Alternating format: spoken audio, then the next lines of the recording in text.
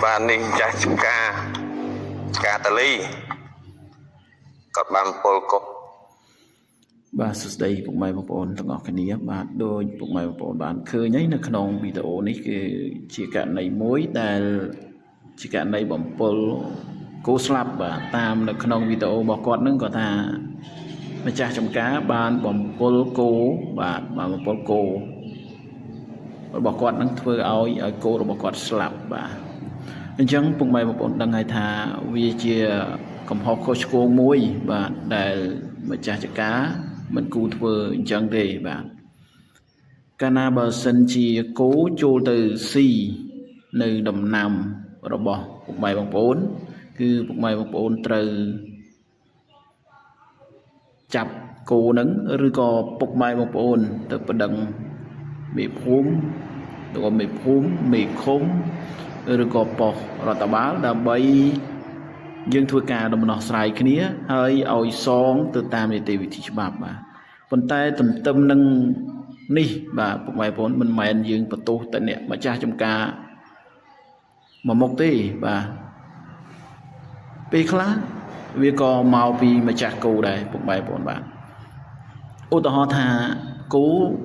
បុគ្គលកគាត់លែងគេថាគាត់ប្រឡែងបាទគាត់ប្រឡែងប្រសិទ្ធប្រសាចដើរទៅពីទៅផ្ទះចូលទៅក្នុងចកាគេអញ្ចឹងម្ចាស់ចកាគេទៅប្រាប់ម្ដងឬក៏ពីរដងបាទហើយពេលខ្លះម្ចាស់ចកាម្ចាស់គោគាត់បដិសេធថាមិនមែនគោគាត់ទេបាទចង់ធ្វើម៉េចក៏ធ្វើទៅបាទមានអញ្ចឹងដែរពុកម៉ែបងប្អូនបាទដូចជាខ្ញុំជាម្ចាស់ចំការបាទខ្ញុំជាម្ចាស់គោបាទខ្ញុំជាម្ចាស់ចការដូចថាគោគេចូលចការខ្ញុំចឹងពុកម៉ែបងប្អូនធ្លាប់បាទចូលយើងទៅប្រាប់ពេលដែលយើងទៅប្រាប់គាត់គាត់ថាមិនមែនគោគាត់ទេ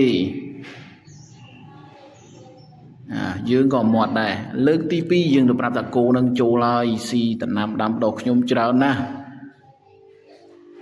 យើងទៅប្រាប់មេភូមិឬក៏ប្រាប់មេឃុំឲ្យហៅគាត់ដំណោះស្រាយគាត់ថាអត់គោរបស់គាត់ទេបើគោរបស់គាត់ចាប់ឲ្យបានទៅ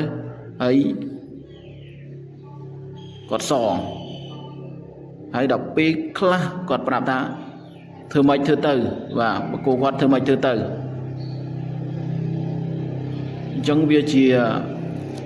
កំហុសមួយពុកម៉ែបងប្អូនបាទនៅក្នុងច្បាប់ក៏គេបានចែងដែរថាការចិញ្ចឹមសត្វគឺយើងអត់អាចប្រឡែងវារហេតរហូតតាមតែចិត្តរបស់យើងទៅស៊ីដំណាំដាំដុះគេដែរ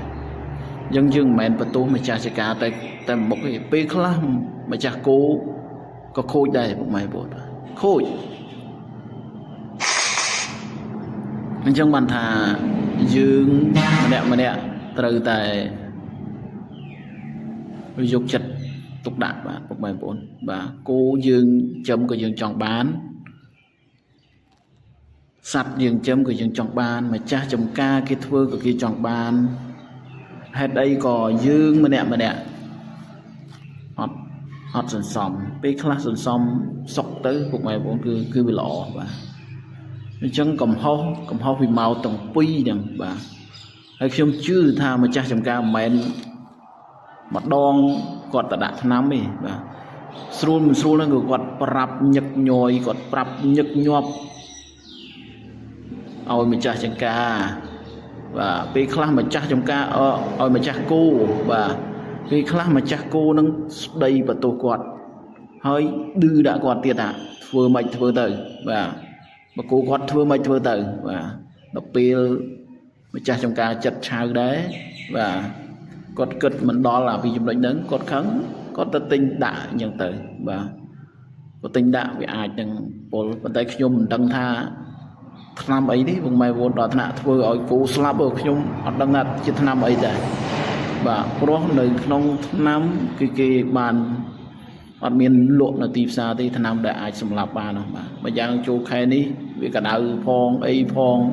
ពេលខ្លះគោវាទៅស៊ីស្លឹកដលងទៅវាមានពុលអីចឹងទៅព្រោះម្ចាស់ចការពេលខ្លះគាត់ទៅបាញ់ថ្នាំសម្លាប់សត្វល្អិតគាត់បាញ់ថ្នាំការពារហើយដល់ពេលគោចូលទៅស៊ីវាងាប់គោឬងាប់សត្វអីផ្សេងទៅបន្ទោសគាត់ក៏វាមិនត្រូវបាទ วันนี้คือเชียร์กับหอมวยเจตนาแต่บางท่านกดเจตนานั่นกดเข้าว่าพวกไม่บนดังไงว่าตะลุงมีนี้การซีจรานก็เป็นการไหนไปคลากดบัญธนำก็ถ้าบัญธนำการเบียสัตว์แล้วซีtớiก็เบียปะปอตะได้จุชีวิตบอสัตว์ได้จังขยมมีอะไรที่สมอยพวกไม่บางปอนว่าคือยังปรองประหยัดรีขลุ่นว่ายังจำสัตว์ก็ยังจังบานพอลกดเนี่ยทูดำน้ำก็กดจังบานพอลได้ว่าจังว่าปอนสามมือในวิตาทางจับมือกดหยิบ โงอบในกระดาษการก้อนเนี่ยให้งอบดัดตันดังประมาณนั้นแหละเคยมวยจะลีในkhông xoay chứ đấy là khơi muối là còn mơ tiết thì mơ đá mơ tiết tại còn pol ngọt phẩm an